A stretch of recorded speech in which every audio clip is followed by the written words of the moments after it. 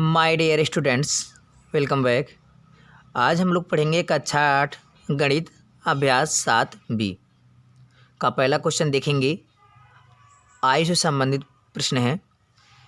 देखें, रमेश और रहीम की वर्तमान आयु वर्षों में अनुपात 5:7 है।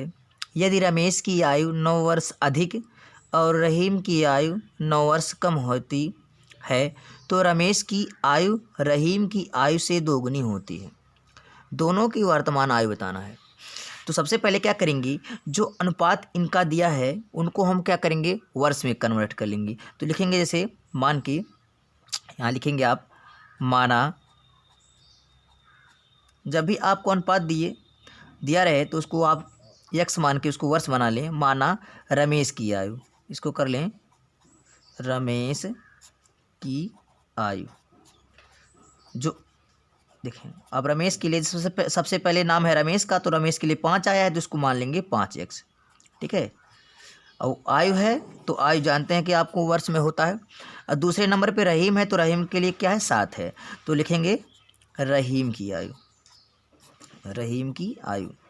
अब ए आयु जो आपका है वर्तमान आयु है बता रहा है, तो उसके भी 7 है तो यहाँ 7x वर्ष लिख दी। अब कंडीशन क्या कह रहा है, यदि रमेश की आयु 9 वर्ष अधिक, ठीक है, और रहीम की आयु 9 वर्ष कम हो तो रमेश में आप 9 जोड़ दीजिए, अधिक के लिए आप जोड़ते हैं, और कम जहाँ है और रहीम में कम का है तो कम के लिए घटा दें। तो आप क्या कर लें, प्रश्नानुसार कर लें। प्रश्नानुसार, तो प्रश्नानुसार में आप कर लेंगे। तो पहले अब दोनों के आयु आप तुलना कर दें तो आपका इधर हो जाएगा 5x, इधर होगा ये रमेश की आयु हो जाएगी, इधर आपका रहीम की आयु हो जाएगी 7x होगा। अब कंडीशन कह रहा है कि रमेश की आयु 9 वर्ष अधिक, तो 9 आप अधिक करें तो रमेश वाली में आप जोड़ लेंगे। इधर आपका लिख दें, यहाँ पे रमेश की हो जाएगा, यहाँ रहीम हो जाएगा। तो इसमें आप 9 वर्ष अधिक कर दीजिए, क्योंकि रमेश में 9 वर्ष अधिक है और रहीम की 9 वर्ष कम है, तो कम के लिए आप माइनस कर दें। 9 वर्ष कम हो गया, 9 वर्ष कम होती। तो फिर कह रहा है कंडीशन, तो रमेश की आयु जो है, किसकी आयु, रमेश की आयु रहीम की आयु की, तो रहीम की आयु है इतना, रहीम की आयु की दोगुनी होती। तो रहीम की आयु की दोगुनी, तो की माने होता का के की के लिए दुगुना गुणा होता है, तो दोगुनी चाहे 2 से गुणा कर दें, चाहे आगे लगा दें या पीछे। तो कह रहा है देखें, रमेश की जो आयु है किसकी, रहीम की आयु से, तो रहीम की आयु है 7x - 9 वर्ष हो गई, से दुगनी होती तो 2 से गुणा करा दें। अब जो समीकरण बनेगा आपका ही आएगा, तो 5x - 9 हो जाएगा, इधर बराबर कर दें, इधर 2 का 7 में गुणा करेंगे, 2 7 14 होगा, x भी है, x ही हो जाएगा। धन का गुणा ऋण में करेंगे, माइनस होगा, 2 9 18 हो जाएगा। पक्षांतर कर दें आप, तो ये 5x है, धन 14x है, तो इधर आएगा -14x हो जाएगा, बराबर -18 है। इधर देखिए धन 9 है तो इधर माइनस होगा, -9 होगा। तो 5 में से 14 जाएगा तो ये कम है अधिक है, इसके लिए चिन्ह विपरीत हो जाएगा। जब हम छोटी संख्या से बड़ी संख्या घटाते हैं तो माइनस में उत्तर आता है, तो 5 में से 14 घटाएंगे तो अगर -9x हो जाएगा। ठीक है, बराबर लगा दें। 18 9 दोनों देखिए समान चिन्ह है, समान चिन्ह को बताया गया है कि समान चिन्ह जुड़ते हैं लेकिन चिन्ह वही रहते हैं, दोनों माइनस से माइनस लग जाएंगे, 18 9 27 हो जाएगा। अब देखें, 9 से आपका माइनस से माइनस कट जाएगा और 9 से 27 कट जाएगा, तो -9 से 27 कट जाएगा कितनी बार में, 3 बार में। तो x बराबर कितना आया, x का मान आया 3। अब देखें, अब x को आप उम्र में देखें तब यहाँ से क्या हो जाएगा, अब आपका रमेश की जो आयु थी 5x वर्ष थी, तो हो जाएगा 5 गुणी x का मान आप जो निकाले हैं उसको रख दें 3, तो 5 3 आए 15 वर्ष। तो ये 15 वर्ष किसकी आयु निकल गई, ये 15 वर्ष आ गई आपकी रमेश की आयु निकल गई। फिर रहीम की आयु को देखेंगे तो रहीम की आयु जो 7x है, तो 7 गुणे x का मान आप रख दें, 3 आया है तो 7 3 21 वर्ष हो जाएगा। तो अब यहाँ से यही आपका जो हो जाएगा आंसर हो जाएगा, रमेश की आयु 15 वर्ष और रहीम की आयु 21 वर्ष हो जाएगी। अब दूसरा प्रश्न देखें हम लोग। लिखा है, 2 संख्याओं का योगफल 25 है तथा उनमें अनुपात 2:3 है, तो संख्याएं ज्ञात कीजिए। तो आपको बता दिया गया पहले, जब अनुपात दिया हो तो 2 संख्याओं को अलग अलग डिवाइड कर दें। तो मान लीजिए पहली संख्या 2 के साथ x से जोड़ देंगे और 3 के साथ भी x से जोड़ेंगे। यहाँ लिखेंगे, माना 2 संख्याएँ तो पहली दूसरी 2 होगी, माना पहली संख्या, ठीक है, अनुपात में 2 है तो पहले के लिए 2x दे दें आप, और दूसरी संख्या भी ऐसी हो जाएगी। दूसरी संख्या, तो दूसरी संख्या क्या के लिए आपका 3 है तो 3x मान लीजिए, ठीक है। अब इनका योगफल यानी दो संख्याओं का योगफल यानी पहली और दूसरी संख्या का योगफल मंजूर। तो प्रश्नानुसार प्रश्न क्या कह रहा है कि इनका योगफल, ठीक है, इसको प्रश्नानुसार डाल दें। तो इनका योगफल, योगफल माने पहली संख्या और दूसरी संख्या। तो पहली संख्या आपकी हो गई 2x मान लिए और दूसरी संख्या आपकी है 3x, ठीक है। अब इनका योगफल यानी जोड़ेंगे तो कितना हो, योगफल दिया है आपका 25 दे दिया है, 25। अब 3x और 2x मिला के देखेंगे तो 3 2 5x हो जाएगा, तो 5x बराबर 25 हो जाएगा। अब 5 से 25 काट दीजिए, 5 25 25, तो x बराबर कितना आया, 5 आ गया। अब रख सकते हैं कि पहली संख्या को क्या माने हैं, पहली संख्या आप माने हैं 2x, तो 2 वही x का मान रख दीजिए, x का मान आया 5, तो 2 5 कितना हो जाएगा 10। तो पहली संख्या आपकी निकल आई 10। और दूसरी संख्या कितनी थी, 3x थी, 3 गुणे x का मान रख दिए 5, तो 3 5 15।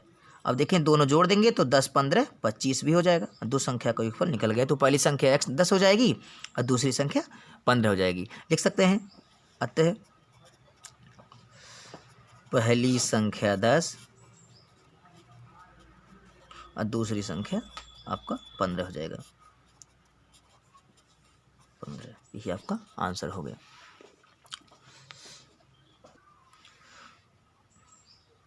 अब हम लोग तीसरा प्रश्न देखेंगे। लिखा है 2 अंकीय संख्या के अंकों का योगफल 12 है। यदि अंकों के स्थान आपस में बदलने से प्राप्त नवीन मतलब नया संख्या मूल संख्या से 18 अधिक हो तो वह संख्या बताइए। तो इसके लिए आपको 2-3 कॉन्सेप्ट जानने जरूरी हैं। जैसे जब भी 2 अंक की संख्या कहे तो आपको 2 अंक मानना पड़ेगा। सबसे पहले क्या मानेंगे, माना इकाई का अंक। क्या मानेंगे, क्योंकि जब भी 2 अंकों की संख्या होगी तो उसमें इकाई और दहाई 2 अंक होंगे। माना इकाई का अंक, 3 चीज़ें आप लोग मान लेंगे, 3 तो आपके लिए बहुत ही कारगर साबित होगा। इकाई का अंक, उसके बाद लिखेंगे दहाई का अंक, उसके बाद लिखेंगे इससे बनी संख्या, ठीक है। इकाई और दहाई दोनों से मिलके जो संख्या बनेगी वो भाई अभीष्ट संख्या होगी, अभीष्ट संख्या आपकी। एक और है क्रम बदलने पर, क्रम बदलने पर प्राप्त नवीन संख्या। क्रम, अगर इनका क्रम बदल दें तो क्रम बदलने पर प्राप्त नवीन मतलब नई, प्राप्त नवीन संख्या। इतना चीज़ आपको अगर पता है तो अंक से संबंधित जितने भी प्रश्न होंगे आप सब बड़े आसानी से हल कर लेंगे। तो इकाई, जैसे कोई भी संख्या है तो अगर मान लीजिए हम यहाँ लिख दे रहे हैं, जैसे यहाँ पे है 15, तो 15 में क्या है, इकाई जो पहले ना स्थान पे है वो इकाई है, जो दूसरे पे है वो दहाई है। तो इकाई पहले पड़ता है, दहाई बाद में पड़ता है, ठीक है। इकाई 5 हो गई, दहाई 1 हो गई। तो ऐसे इकाई दहाई, तो जो पहले होता है इसको इकाई मानते हैं। तो पहले क्या होता है, अगर मान लीजिए हम अल्फ़ाबेट यानी बीजगणितीय रूप में लिखें तो पहले x फिर y अगर होता है, तो अगर y दूसरे नंबर पे तो इकाई हो गया, ये जो x है ये दहाई हो गया। तो वही चीज़ें करनी है। माना इकाई का अंक y कर लें और दहाई का अंक कर लें x कर लें। तो इकाई और दहाई से बनी संख्या जो होगी वो क्या होगी। अब इकाई में सबको पता है कि इकाई में 1 का गुणा होता है, ऐसे रख दिया। और दहाई में क्या होता है, 10 से गुणा होता है, तो दहाई x है, x में 10 से गुणा करेंगे तो 2x हो जाएगा, 10x हो जाएगा। इकाई 1 होता है तो 1 से गुणा करेंगे तो y करने y होगा। दहाई x है, दहाई मतलब 10 होता है तो 10 में x से गुणा करेंगे तो 10x धन y। तो अभीष्ट संख्या इकाई और दहाई से बनने वाली जो संख्या होगी वो 10x धन y होगी। अगर क्रम बदलने पर प्राप्त नई संख्या, अंकों के क्रम, यहाँ लिखा है अंकों की क्रम, लिख देंगे आप अंकों की क्रम, ठीक है। अंक बदलेंगे, संख्या नहीं बदलेगी। तो अंक क्या है, अंक वो इकाई और दहाई यही अंक है x y। तो अंकों को बदलेंगे तो जो संख्या रहे तो वह तो वही रहेगी। अंक बदलेंगे तो इकाई का अंक y और दहाई का अंक x। अंक बदलेंगे तो क्या होगा, जब ट्रांसफ़र करेंगे तो ये यहाँ हो जाएगा, बदल के ये यहाँ हो जाएगा, तो y इधर आ जाएगा और x क्या हो जाएगा, ये होगा। तो अंकों के बदलने पर जो संख्या होगी वो 10y धन x होगी, क्योंकि अंक x y हैं वही तो बदलेंगे और जो इकाई दहाई तो स्थान वही रहेगा। इतना चीज़ अगर आप जान गए तो अंक से संबंधित प्रश्नों को आप हल कर सकते हैं। अब करना क्या है, अब देखें जो आपसे कंडीशन कह रहा है, देखा 2 अंकों की संख्या का योगफल, तो प्रथम शर्त आप कर लें। पहला शर्त क्या है आपका, है प्रथम शर्त दिया है, प्रथम शर्त सी।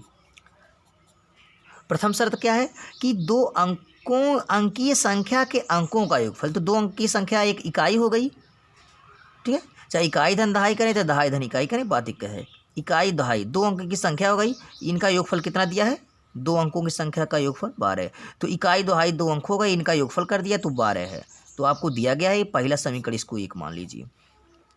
उसके बाद द्वितीय शर्त भी कह रहा है, देखिए द्वितीय शर्त कह रहा है कि अंकों के स्थान आपस में बदलने से प्राप्त नई संख्या, नई संख्या देखें बदल दिए, नई संख्या, मूल संख्या जो पुरानी संख्या थी, अभीष्ट संख्या वही मूल संख्या है, तो द्वितीय शर्त आपका हो जाएगा, लिख दें द्वितीय शर्त सी, द्वितीय शर्त प्रथम शर्त। द्वितीय शर्त में देखेंगे, देखिए अंकों के स्थान बदलने से, अंकों के स्थान बदलने से ये संख्या हम लिख दिए, प्राप्त नवीन संख्या, जो देखें नवीन संख्या जो है मूल संख्या से 18 अधिक है, तो नवीन संख्या क्या हो गई, प्राप्त नवीन संख्या, तो नवीन संख्या आप यहाँ लिखेंगे 10y + x। नवीन संख्या जो है, नवीन संख्या क्या है, मूल संख्या से, तो मूल संख्या क्या थी आपकी, अभीष्ट संख्या ही तो मूल संख्या थी जिसको हम बदल के लाए हैं, तो मूल संख्या आपकी हो गई 10x + y। तो मूल संख्या देखो, नवीन संख्या ये हो गया 10y धन x, मूल संख्या 10x धन y से कितना अधिक है, 18 अधिक है, तो कौन अधिक है, नवीन संख्या, नवीन संख्या जो है मूल संख्या से कितना है, 18 अधिक है। आप लिख सकते हैं यहाँ पे नवीन संख्या, चाहे तो नवीन संख्या ये नई संख्या थी क्रम बदलने पे, ये आपकी मूल संख्या थी जो पुरानी संख्या थी, और कितना अधिक, 18 अधिक है, से 18 अधिक, आप इसको लिख सकते हैं। अब इसको पक्षांतर करके समीकरण बना ले, तो क्या करेंगे, संख्या को आप जानते हैं कि अचर पद जो होता है दाहिनी ओर होता है, बाकी सबको हम इधर कर लेंगे, तो 10y + x बराबर, इधर उसकी धन है, ये बराबर करें दोनों को, धन 10x है तो इधर आएगा -10x हो जाएगा, धन y है इधर जाएगा -y हो जाएगा, बाकी 18 तो ऐसे रह जाएगा आपका। यहाँ हल कर दे रहे हैं आपको,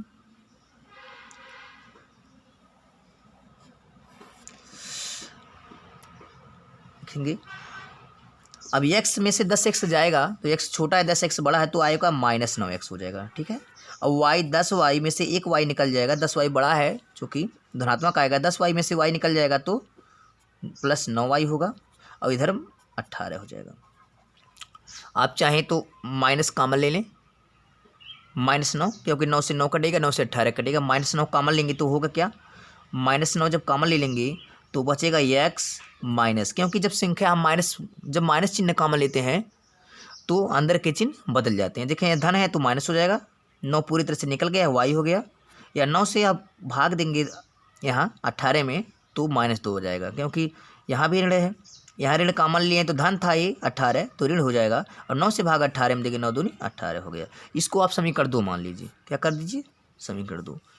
अब समीकरण 1 और 2 को हल कर लें आप, तो समीकरण 1 क्या था आपका, लिखेंगे समीकरण 1 व 2 सी, समीकरण 1 व 2 सी। अब समीकरण 1 क्या है आपका, लिखें आपका x धन y है, x + y बराबर 12, और दूसरा समीकरण आप निकाले हैं a, कॉमन लेकर जो बचा है उसको लिखें, x - y बराबर -2 हो गया, ठीक है। इसको हल करेंगे तो यह देखें धन से ऋण कट जाएगा, समीकरण जब जोड़ेंगे 1 2 को तो कट जाएगा, विलोपन भी से हल करेंगे, x 2x हो जाएगा आपका, और 12 में से 2 निकल जाएगा, 10 होगा, ठीक है। अब 2 से 10 काट देंगे, 2 5 10 होगा, x बराबर कितना आया, 5 आया। अब x का मान आप रख दें समीकरण 1 में, आपको प्राप्त हो जाएगा, y का मान लिखेंगे, x का मान समीकरण 1 में रखने पर, समीकरण 1 में रखने पर समीकरण क्या था, x धन y बराबर 12, x धन y बराबर 12, यही समीकरण 1 था।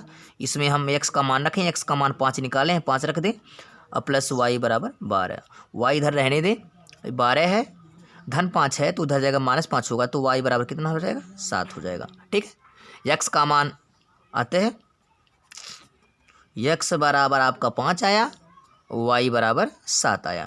तो आपको बतानी थी संख्या बताइए, तो वह संख्या क्या होगी? अभीष्ट संख्या आपको लिखा ही है कि अभीष्ट संख्या के फार्मूले, जब इकाई y को क्या माना है, y को आप माने हैं इकाई, अगर वह इकाई आपका 7 हो गया, ठीक है, और x को दहाई माने, दहाई 5 हो गया, तो पहले इकाई आएगा, तो इकाई से आपको 7 मिल जाएगा, दहाई 5 होगा, तो 5 7 से मिलने वाली संख्या क्या हो जाएगी? 57। तो ये आपका आंसर हो जाएगा। आप चाहें तो अभीष्ट संख्या में आपको संख्या बतानी थी, तो संख्या में आप मान रख दें, जो हाँ 10 है 10 रहने दें, यहाँ देख लें, यहाँ हम बता दे रहे हैं, ठीक, जैसे 10 था 10 रहने दें, x का मान आपका आया 5 रख दिए, y का मान 7 है 7, 10 × 5 = 50, ठीक है, और +7, तो 50 7 57। तो यही 57 जो है आपका अभीष्ट संख्या हो जाएगी, ठीक है।